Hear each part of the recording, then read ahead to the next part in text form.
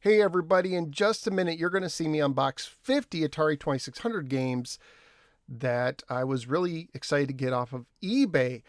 After the unboxing, I had to clean them up. They all needed a good cleaning. I tested them all and almost all of them worked, but there were two that did not. So at the end of this video, I'll show you which two did not work and if it made or broke the deal for me. Hey there, everybody. I've been crazy busy over here at No Swear Manor. Sorry I haven't been around online much. Just have some other things that I really need to take care of. But it doesn't mean that I'm not keeping an eye out for games to finish my collection. I mistakenly, it was a mistake. I did it on purpose. I sold a bunch of my 2600 games after I reviewed them, and now I actually want to have as close to a complete collection of loose carts as possible. So I'm filling some holes here and there, buying stuff on eBay. I regret selling some of the games, but thankfully I'm getting some back. So here's what happened. I found an amazing lot of 50 third-party Atari 2600 games. I paid, after all said and done, around $3 a game. A lot of these games are probably worth about that, some less, some more. But let's get into it. I'm going to unbox these right here. So let me reach in the box. It is too big to fit in front of me. All right, and I appreciate the seller. They packed very well. So here we go. First of all, Challenge of Nexar and Tapeworm for SpectraVision. Those labels, nice and shiny, but man, they're hard to sometimes get a good picture of.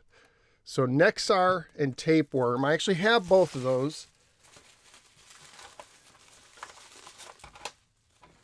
All right, here we go. One of the worst games of all time.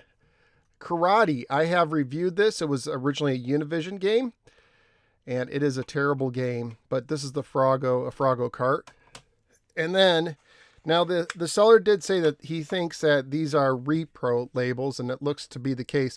But it's okay, because I just want them for my collection. We got Dish Aster, and that label does look too nice, if you will, and Tanks but no tanks. And it feels very glossy. So I'd say, yeah, these are repro labels, but you know what? I'm glad to get these games back in my collection nonetheless. And China Syndrome, another Spectra video game. I reviewed that one. It has you're controlling a nuclear facility, and it has like the most horrendous game over. It's like a 90-second game over screen. So let's see what else we got. All right. Put the bubble wrap aside. So here's a game I need to review sometime soon. Spider-Man. Fantastic Voyage. I don't know what that sticker is. That might be part of an old price tag. It looks like it wants to peel off with it, which I reviewed that game also previously. Here's a game that I haven't reviewed. Porky's. And then another 20th Century Fox game. This is one I really wanted to get again. Bank Heist. It looks like it has 11/23/18. Wow, so that was like almost 6 years ago exactly. It was $7.99 on eBay. These days, this is a $20 to $30 game. So that's one of the reasons why I jumped on this lot. I needed that. All right, let's see. We'll put the wrapping to the side. Here's another game I reviewed back in the day. Space Jockey, also $7.99. This is not a $7.99 game. That's a game you sell for $1 or $2 plus shipping. Commando Raid. I remember that's actually, I think, a decent game. This is not supposed to be a decent game. Sneak and Peek. And then we have Entombed, which is, it looks like the label got nicked off there. But that's a technical marvel from what I understand.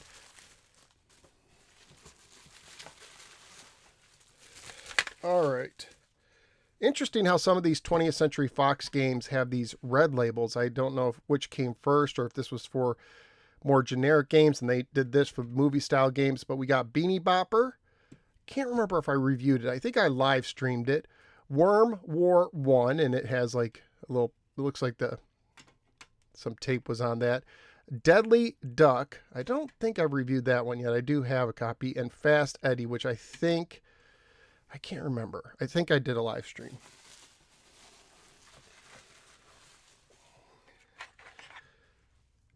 Turmoil, which is a little bit of a hidden gem, if you will. Some more U.S. games. I think that was Quaker Oats. Picnic, I've reviewed that one. That's a nice looking copy, though. It's really hard because they have these angles on the carts, and you could see the label peeling off. Not all of them have that angle. Some of them, I think, came in both. This is more like a standard Egomania. And Squeeze Box, which has one of the biggest sprites in a 2600 game. All right.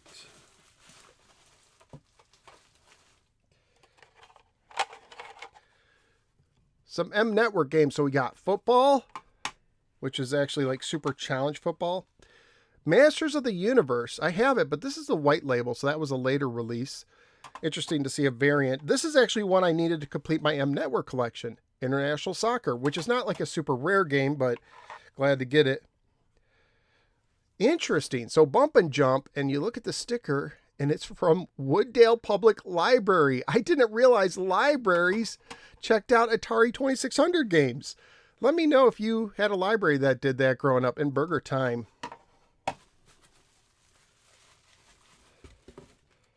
All right.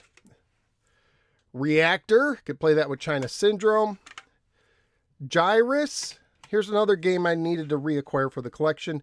Jedi Arena, Star Wars. That's not a great paddle game. Buck Rogers by Sega. Another Sega game. Subscan. Okay. Pair of Coleco games. So we got Venture. I reviewed that one, and I think I already have it. But I think I needed to reacquire Frontline, and that's a nice label for a Coleco game. Pretty sure I reviewed that one in the past. I want to review all of them if I haven't already. Snake and Airlock by Data Age. I don't think Airlock was that great. And Mountain King RAM Plus CBS Electronics. I remember reviewing that. That was a good game. Got some more CBS games. So we got Blueprint. Where am I going to put all these? Omega Race. This is a reacquire. I need to get the little joystick attachment that came with it. And Wizard of War. This was only $6.99. It's a good game. All right. Down to like the final 10 or so. So here's a not great game. Skeet Shoot by Apollo. So that's a reacquire that I needed. Another Apollo game. Racquetball. Interesting graphics. They kind of did like a 3D thing. Oops, bumping lights. Infiltrate, which, believe it or not, it's hard for me to find this game with both the labels on it. I think the glue fails. Here's a game I needed. Wabbit, which is one of the first games, I think, to star a girl as the main character. And then Congo Bongo, another Sega game. Okay, I think we got 5 more. So we got Tax Scan, another Sega game. Now, I knew this ahead of time. The seller showed it. A Thunderground, broken cartridge, but if it works, it's a reacquire. That's a situation where I'll keep it in my collection until I get another one. And then we have the Mythicon games. Sorcerer, Firefly. These were budget titles when they came out, and they're not considered to be very good, but it's nice to get all 3 together. And Star Fox. Not that Star Fox. I think I reviewed Firefly and Star Fox already. So there's my collection. I think it was a great purchase. Let me know what you think in the comments below. Did your library check out Atari 2600 games? Are there any games that are your favorites here? Anything like that? Let me know any games you're looking for your collection. Click like and subscribe, and I will see you next time. Okay, so here are the 2 games that didn't work. At least so far, I tried everything. I tried rubbing alcohol. I tried Windex, and I even tried Bright Boy, and nothing could get these to work. So we have Snake, which not the biggest deal. I actually have a copy already. This one hurts a little bit because I did want to reacquire it. That's Mountain King. Now the label's not that great anyways, but I tried and I tried and I tried and I just couldn't get it to work. But overall, you know what? I'm still pretty happy with what I got. I think I got a good deal on the rest. I looked at it this way. If I paid the same price for the 48 games, would I have been happy? Yes, I would have. So anyways, thanks for watching. Click like and subscribe. I will see you next time.